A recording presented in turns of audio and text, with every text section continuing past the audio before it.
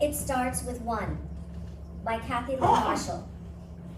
You see one daddy longlegs skittering across the floor, or one tiny black ant emerging from the nubby carpet, or one silvery earwig slithering under the door. Deep down, you suspect there's more than one bugger in the nooks and crannies. You envision the robot Daleks from Doctor Who as they chant, "Exterminate! Exterminate!" Their mechanical voices proclaiming the most lethal of removal remedies. You know you should remove the pests and search for more, but you make yourself believe there's only one. As you gaze out your white aluminum blinds at the pelting March rain, you notice something moving under yellow daisy bushes next to your driveway. A raccoon? A squirrel? You don't want to muddy your shoes, so you don't leave the comfort of your house to investigate. Later, in bed, you're awakened by eerie scratching noises. Visions of Night of the Living Dead zombies bombard your brain, causing you to pull the covers over your head. And as everyone knows, nothing can harm you under the covers. You tell yourself it's only a dream, then drift back into cloudy sleep. During your standard egg and bacon breakfast, a few hours later, you hear a familiar scraping noise. Peering through the digital doorbell image on your smartphone, you spy the surprising culprit. Opening the door a smidgen, a tiny white kitten with black and orange calico patches purrs at you. Its innocent, sunken black eyes pull at your heartstrings. Even though you normally dislike cats, you're not a hard-hearted person, and you want to help. You stoop down. In the same sweet voice you'd use with a young child, you ask, "Are you hungry, little one?"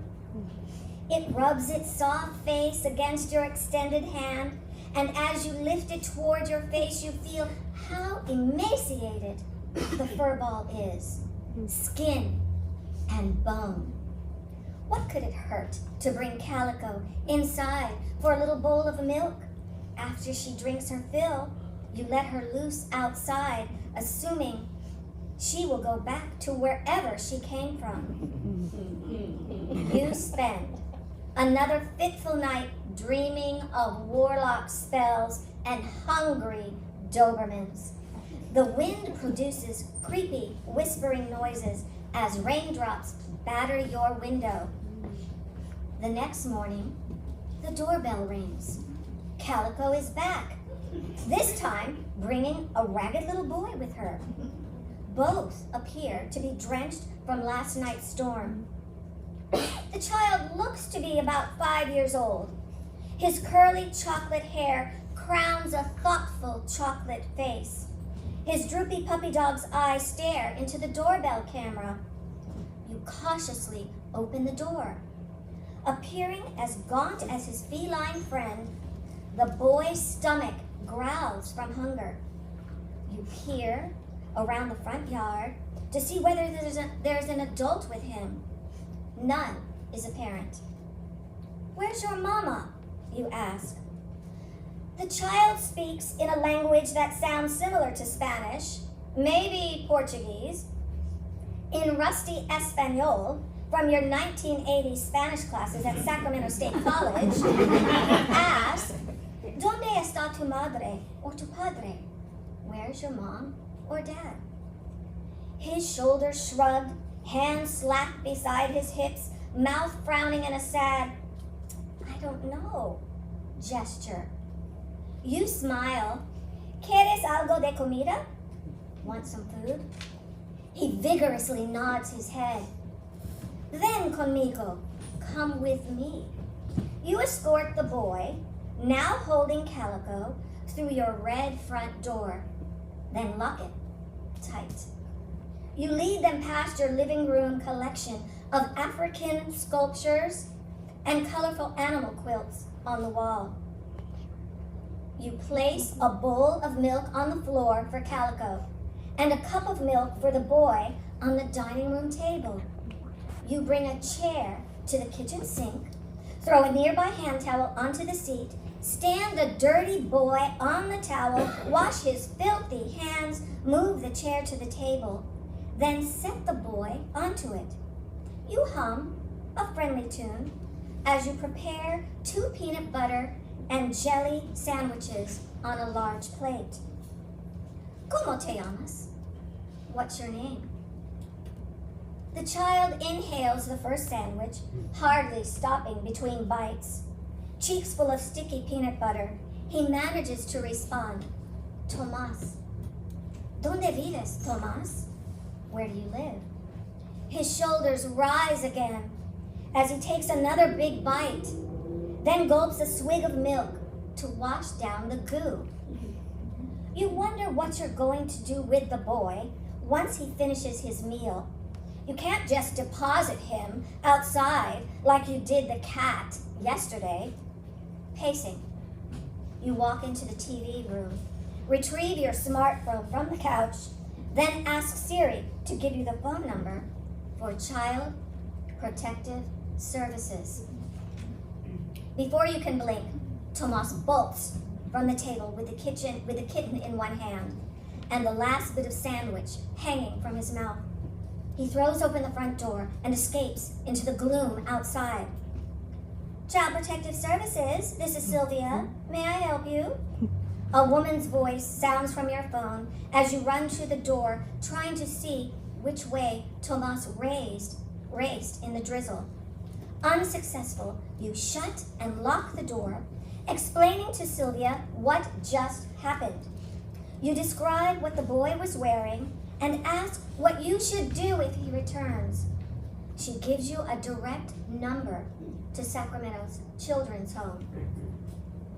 Remember, ma'am, she adds in a slight southern drawl, it always starts with 1. Then come more. Homelessness is an enormous problem everywhere, especially in California.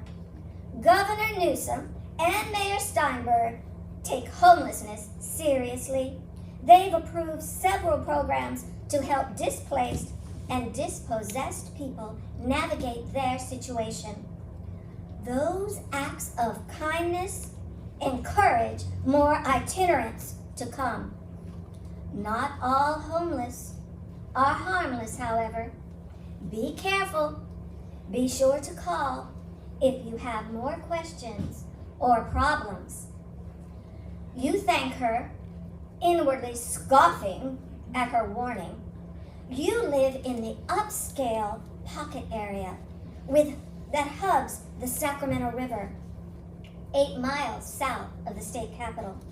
Those kinds of people aren't in your neighborhood, yet you have been hearing strange noises around your house lately. And that boy, should you feel alarmed? The next morning, the doorbell camera sends an alert to your smartphone. This is getting to be all too regular. You observe live camera and images that show your front walkway. The boy and his cat are back. This time, they brought a thin woman with them.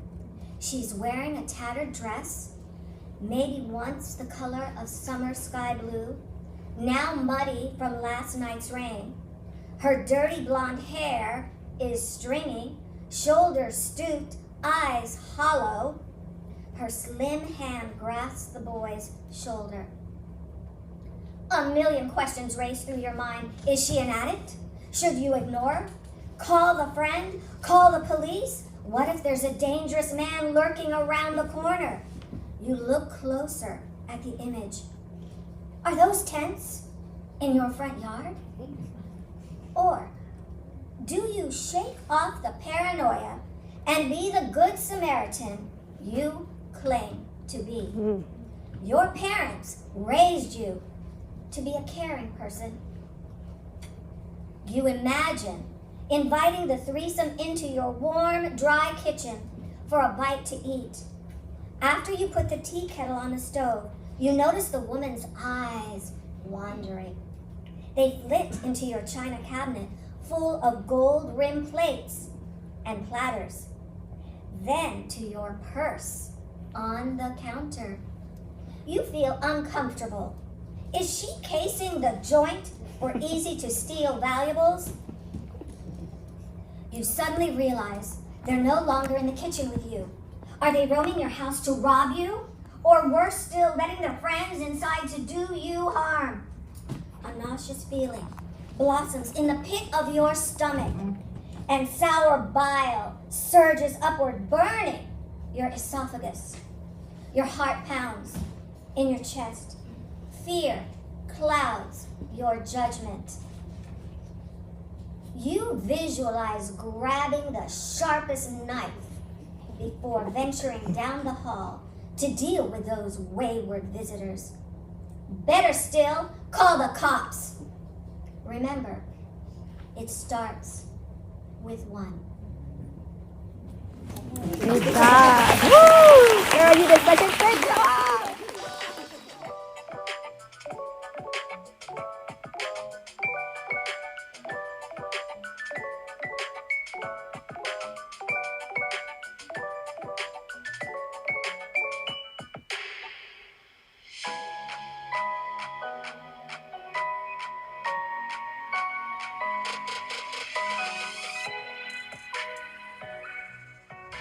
Enjoy yourself. And you're up here together. Yes. So one of me and two of you. I'm outnumbered. Do you have any questions? Are you ready? You don't have to. Absolutely. Okay, so Feels much better with her next to me. so Kathy, you have the microphone, so you're gonna start. Yes, sir. When, where, and or how did you first fall in love with writing? 2016, I turned 60 years old, and I said to myself, I've been collecting family history information for 40 years and haven't done a thing with it. And I said, you gotta get with it now. And that's why I now, my mandate is to write one family heritage book per year. So I love it because I'm bringing my ancestors back to life.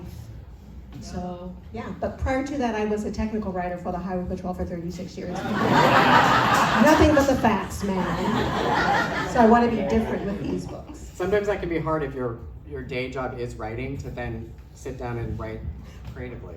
So, all right, same question. Can you repeat it, please? I was so intrigued by your answer. When, where, and or how did you first fall in love with writing? Oh my gosh. As a child, I was a voracious reader, and that naturally led to poetry and hours of just sitting and admiring nature and writing about. Great. So, what's the worst thing you've ever spilled while writing? Tea. I'm not so innocent. Port wine. Who was your favorite character when you were 10? Superman. Batman. And what about now? My favorite character now. Oh, the lead character who I'm forgetting her name right now in the book The Gaia Codex. Jamie in Outlander. All right. Sorry. What's the best piece of writing advice you've ever gotten? Oh, just do it. Just write. Write what you already know, because again, from a genealogist point of view, start writing by what you've already collected and start there. And then the flow will begin. Yes, right. Just right. What's the worst piece of advice you've ever gotten about writing? Learn how to market. I stole that one.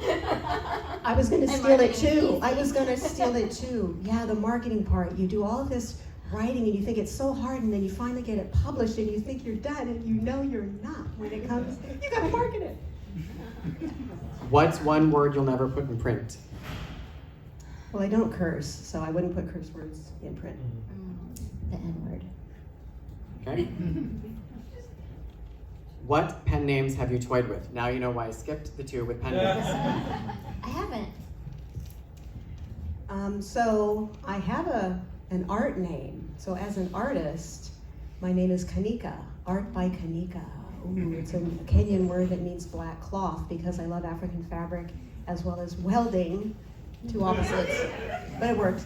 But I'm writing family history books, so I felt I had to use my given name. But I would rather use Kanika, but I just don't think Do it you ever works. weld fabric? Is that possible? You know, but I put the fabric on the On the welded items frames, yeah. sometimes, but mainly it's outdoor artwork, but yeah. So yeah, our authors are multi-talented artists, by the way.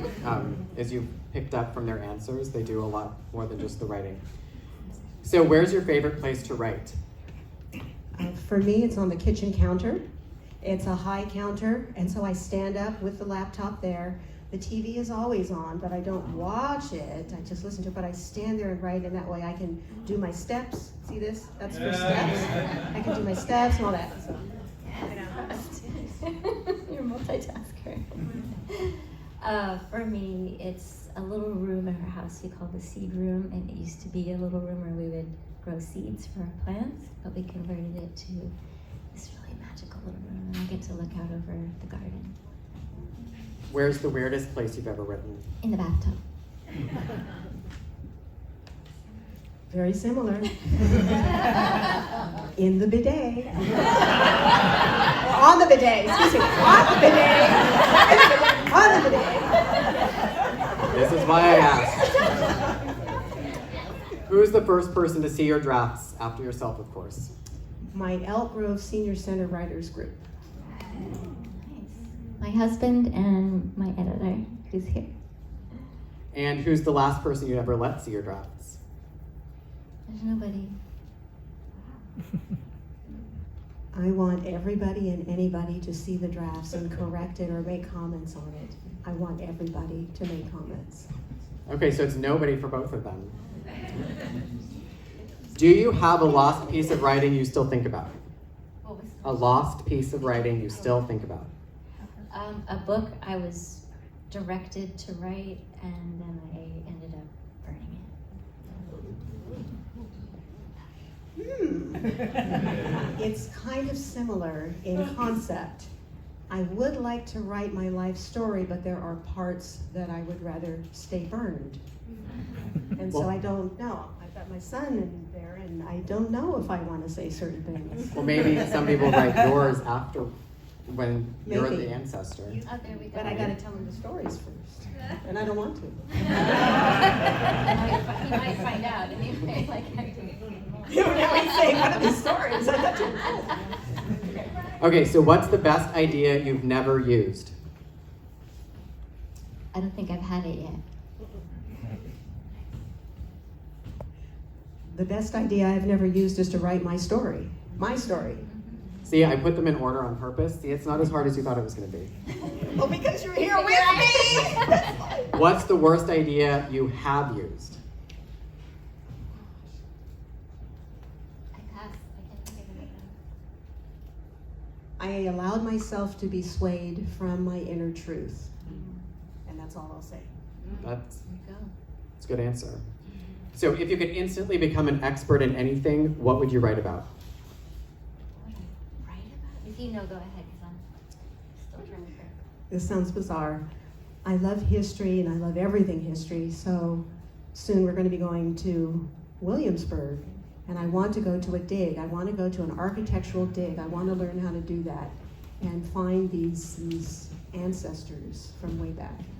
Sounds bizarre, but that's what I really, really want. Agatha Christie, that's how she Hey, revitalized her career, so you're in good company. Okay, I figured it out. How to get us out of this mess that we're in. Oh. And no more explanation, just this mess is good. Just all of it, any of it. The big thing. So, who's the most overhyped writer of all time? I have no idea. I don't pay attention that much. to pop culture. So. I'm going to say this. Okay, so Kuntz, I read several of his works because, oh, he's great. And then I got to one of them that scared me so much, I can never go back.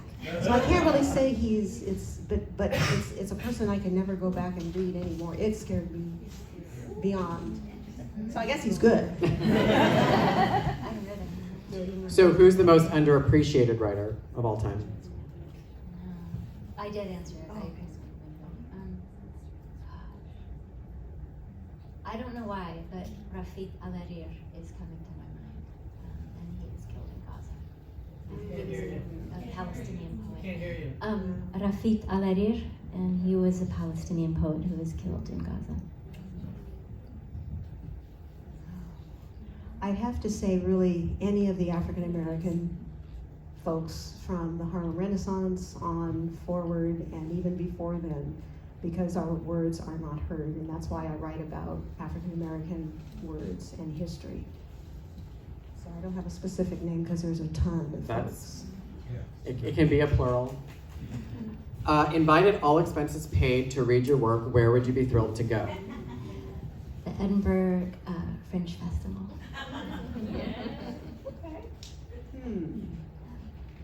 Well, honestly, I would like to go to Senegal and the Ivory Coast, because as a fabricaholic, that's where a lot of the fabrics are exported from there to us, and I did, don't ask why, my degree is in French, and they speak French there.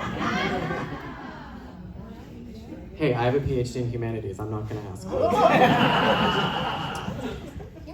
So if you had to pay your own way, where would you go? Edinburgh Fringe Festival. And I'd go to the south of France. Well, anywhere in France. Hey, that's close. You get over on your own dime, and then Yeah. they pay for you to get to West Africa, and then you just pop up.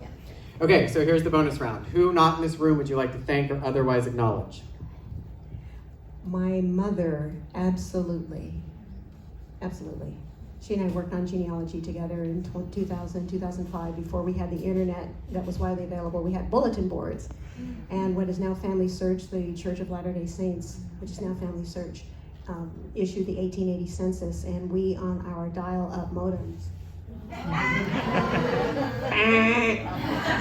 We studied together, and she is the burning flame that I have to get this work done, to do this work. Yeah, my mom as well. Thank you, Mom. And my children, Tanner and Gemma, and my ancestors. But they're also in the room. So anybody in the room you would like to thank? Front row right here. Okay. I want to thank especially the man in blue, the boyfriend, for putting up for 18 years of boyfriendship, putting up with my mania to get this work done, or any work that I do to get it done. My son next to him, who was a pleasure and a joy, the best child that there ever was. I appreciate it. Oh, yeah. My one and only sister, who has such class and grace and kindness, that she helped us when we were in a very bad patch, unhoused, hence the story. And then my third son right there, I got to see him, I haven't seen him in a while. I've claimed him as my third son, and his lovely friend that I'm just meeting. So. My husband, Jacob, my child, Bo, my dear friend, Angelina, and my soul sister and editor, Shara. And Thanks then for my friends that came too, by the way. And I really appreciate you coming and supporting me. okay, so no, you don't have to acknowledge us. That is that question. It seems like I'm mobbing. It's not. It's really for you to. It's usually for a spouse or children, friends who've shown up. So, last question. The Nobel Prize in Literature currently comes with a monetary award of 11 million Swedish krona, or about $989,000. It is not the largest purse for a literary prize in the world, however. If you write in Arabic, you're set. Yeah, I can't remember which country, but it's Bahrain or Qatar. One of the royal families gives away a cool $1 million for poetry too, because the Arabic-speaking world still loves poetry. So if you write Arabic poetry, now you know. So if you won the prize, what would you do with the money? I would buy my daughter and her husband a home, or at least help them out with that. I would, make sure that my husband and I are pretty secure, and then the rest I would really like to give away to our community and to places where it's needed, particularly our Black and brown brothers and sisters in this country and people in Gaza. I was going to say a villa in the south of France. All the family come and visit. Okay, so I'll bring some other folks to the cheers. Sorry. Hey, a villa. I actually do give to charities every year. You know what? I'm like, take cheers, aren't you? There are some people. That's right. This is not it's not a competition. James Baldwin retired with the South of France. He didn't win the Nobel Prize for some reason, and then Beckett gave the money away to his friends because he was so embarrassed to have won it. So there's a vast range of what people do with their literary. I'm going to call them winnings because it is really just luck when you win the Nobel Prize. You have to have written things, absolutely, but after you've written them, not very many people actually win that. So that is almost our program, except for Jessica's going to come up and give a couple more pieces of information, but you are released from this, from my grant.